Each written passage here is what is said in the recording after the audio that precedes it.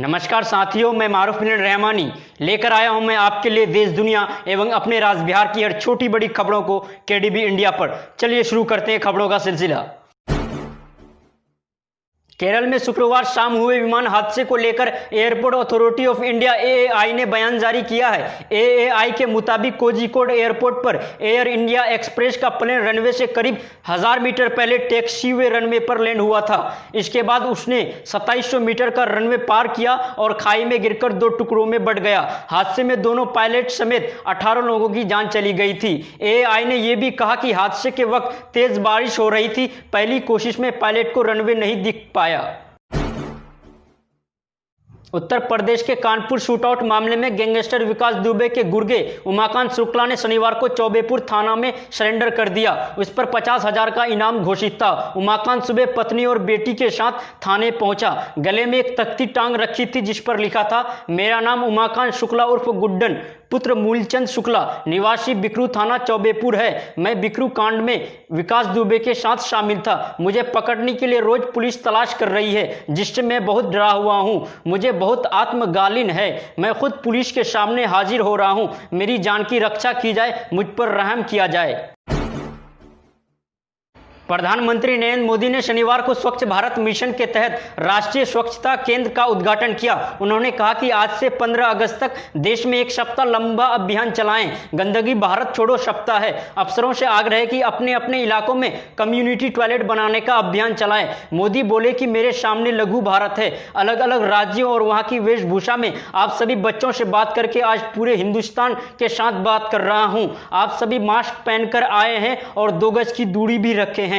आप जिस तरह नियमों का पालन कर रहे हैं उससे मन को आनंद मिल रहा है। कोरोना से लड़ने का यही हथियार है और हमें बाहर भी निकलना है और कोरोना से बचना भी है। कोरोना का मोटापे के साथ भी कनेक्शन सामने आ रहा है। ब्रिटिश वैज्ञानिकों ने दावा किया है कि ज्यादा वजन और मोटे लोग कोरोना वायरस की चपेट में आने पर गंभीर रूप से बीमार हो सकते हैं। उनकी मौत होने की आशंका भी ज्यादा है। एक अन्य शोध में पाया गया कि बॉडी मास इंडेक्स 25 से ज्यादा वाले लोगों में कोरोना से संक्रमित होने का जोखिम ज्यादा होता है। डॉक्टर उमा कुमारी कहती है कि जितना ज्यादा मोटा होगा उसे कोरोना का रिस्क उतना ज्यादा होगा। पहले भी जब इन्फ्लुएंजा महामारी, स्वाइन फ्लू बीमारी आई थी तब भी मोटे लोग हाई रिस्क कैटेगरी में थे। सोना रोज रिकॉर्ड तोड़ रहा है। पिछले 2 साल में इसके दामों में 125% का इजाफा हुआ है। गुरुवार को 10 ग्राम सोना 56,000 रुपये पार कर गया। विशेषज्ञों का कहना है कि इसकी कीमत और बढ़ेगी। दीपावली तक इसके 82,000 प्रति 10 ग्राम तक जाने का अनुमान लगाए जा रहे हैं। भारतीय क्रिकेट टीम के स्पिनर युजवेंद्र चहल की शादी पक्की हो गई है। चहल ने सोशल मीडिया के जरिए यह जानकारी दी। साथ ही उन्होंने मंगेतर धनश्री वर्मा के साथ फोटो भी शेयर की। चहल ने लिखा, हमने परिवार के बीच रोका सेरेमनी के लिए हाँ कर दी। चहल के ट्वीट पर ऑलराउंडर हार्दिक पांड्या और सुरेश रैना समेत कई खिलाड़ियों ने बधाई दी। आईपीएल के फ्रेंचाइजी चेन्नई सुपर किंग्स ने भी बधाई देते हुए सलाह दी, रानी के सामने सरेंडर कर देना वरना सिर्फ हार मिलेगी।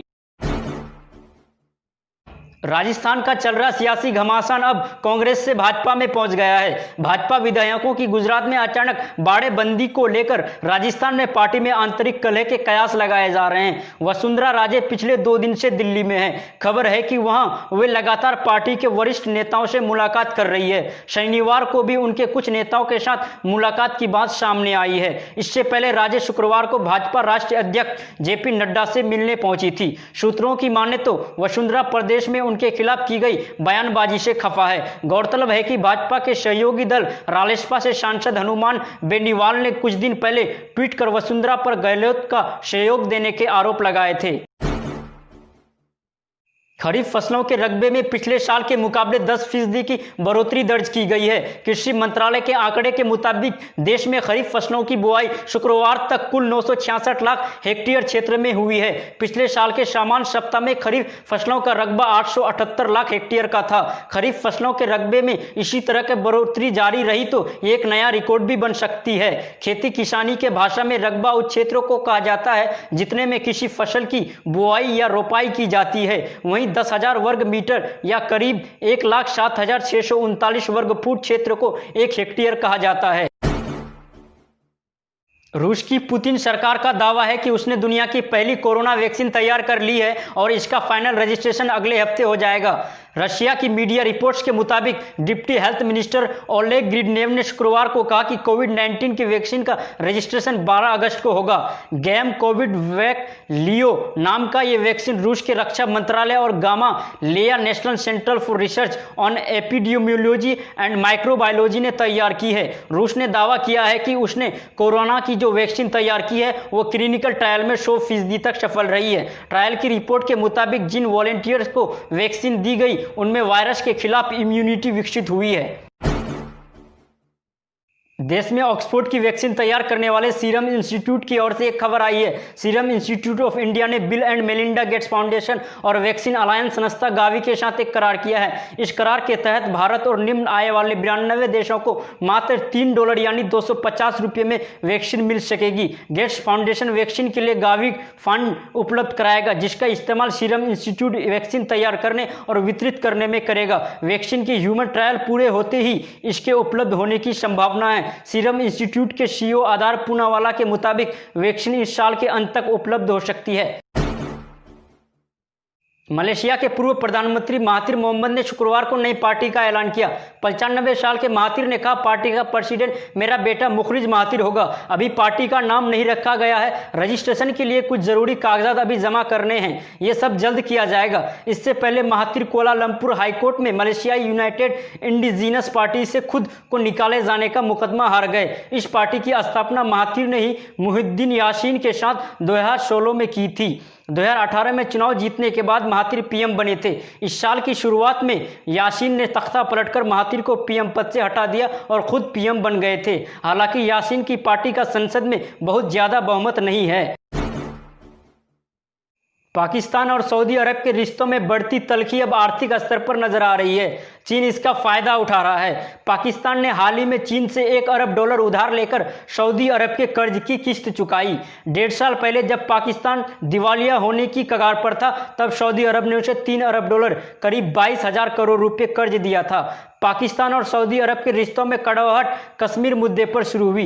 दरअसल पाकिस्तान चाहता है कि इस मुद्दे पर चर्चा के लिए ऑर्गेनाइजेशन ऑफ इस्लामिक कंट्रीज की अरेंजमेंट मीटिंग बुलाई जाए, लेकिन सऊदी अरब और यूएई दोनों OIC मीटिंग बुलाने और इस मुद्दे पर विचार के लिए तैयार नहीं है। अमेरिका में नवंबर में होने वाले राष्ट्रपति चुनाव से पहले बयानबाजी तेज हो गई है। राष्ट्रपति डोनाल्ड ट्रंप ने डेमोक्रेट कैंडिडेट जो बिडेन पर फिर तंज कसा। कहा, चीन चाहता है कि मैं दूसरी बार राष्ट्रपति का चुनाव ना जीत सकूं। इससे उसे और ईरान को बहुत फायदा होगा। चीन तो चाहता है कि नींद में रहने वाले बिडेन ही राष्ट्रपति बने, क्योंकि इसके बाद वो हमारे देश पर हुकूमत चला सकेगा। शुक्रवार को मनी लॉन्ड्रिंग केस में रिया चक्रवर्ती से 8.5 घंटे तक पूछताछ हुई। मुंबई में प्रवर्तन निदेशालय ईडी के ऑफिस में हुई इस पूछताछ में रिया कई सवालों के जवाब नहीं दे पाई। सूत्रों के मुताबिक वे मुंबई के पॉश इलाके में स्थित अपने 2 फ्लैट्स के बारे में जानकारी नहीं दे सकी।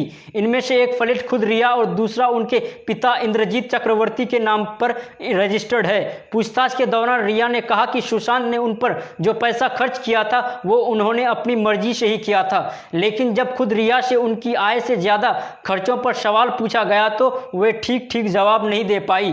रिपोर्ट्स की माने तो सोमवार को उनसे दोबारा पूछताछ की जाएगी। मुख्यमंत्री नीतीश कुमार ने आज लगातार तीसरे दिन बिहार के प्रभावित इलाकों का दौरा किया। मुख्यमंत्री नीतीश कुमार ने कोसी तटबंध का निरीक्षण किया, साथ ही साथ सुपौल से लेकर पूर्णिया तक के इलाके में बाढ़ प्रभावित इलाकों का हवाई सर्वेक्षण किया।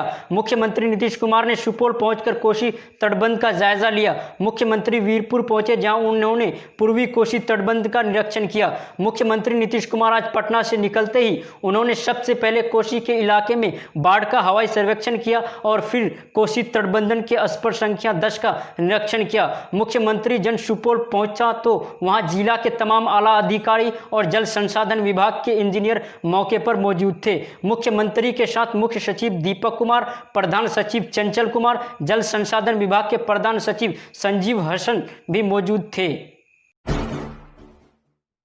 गंगा नदी कटिहार और भागलपुर के कई हिस्सों में खतरे के निशान से ऊपर पहुंच गई है। यही नहीं, मुंगेर से लेकर कहलगांव तक उसका जलस्तर लगातार बढ़ता जा रहा है। हालांकि कई दिनों से ऊपर बढ़ने के बाद गंगा पटना में ठहर गई है। इसका जलस्तर स्थिर हो गया है। पिछले 24 घंटे में नदी का जलस्तर काफी धीमे बढ़ा। गंगा नदी कटिहार के काडोगोला के अलावा भागलपुर के राघोपुर और इस्माइलपुर बिंदी टोला में खतरे के निशान से ऊपर बह रही है। काडोगोला में वो लाल निशान से 3 सेंटीमीटर ऊपर है, जबकि भागलपुर के इलाके में 12 से 18 सेंटीमीटर ऊपर है। कहलगांव में तो वो पिछले कई दिनों से लाल निशान से ऊपर बनी हुई है। नदी बक्सर से पटना तक तो स्थिर है, लेकिन मुंगेर से कहलगांव तक ऊपर बढ़ रही है। कृषि, पशु व मत्स्य संसाधन मंत्री डॉक्टर प्रेम कुमार ने शुक्रवार को छपरा के मसरक, तरैया सहित बाढ़ प्रभावित प्रखंडों का निरीक्षण किया। मंत्री ने कहा कि राज्य के 16 जिलों के 120 प्रखंड के 1146 पंचायत बाढ़ से प्रभावित है। प्रारंभिक आकलन में 7,50,000 हेक्टेयर में फसल नुकसान की रिपोर्ट मिली है। 55 पशुओं की मौत हुई है। प्रत्येक मृत पशु के लिए पशुपालक को 30,000 रुपये मुआवजा दिया जा रहा है। वीडियो अच्छा लगे तो वीडियो को लाइक कर दीजिए और इसी तरह के तमाम अपडेट्स के लिए केडीबी इंडिया को सब्सक्राइब करें। धन्यवाद।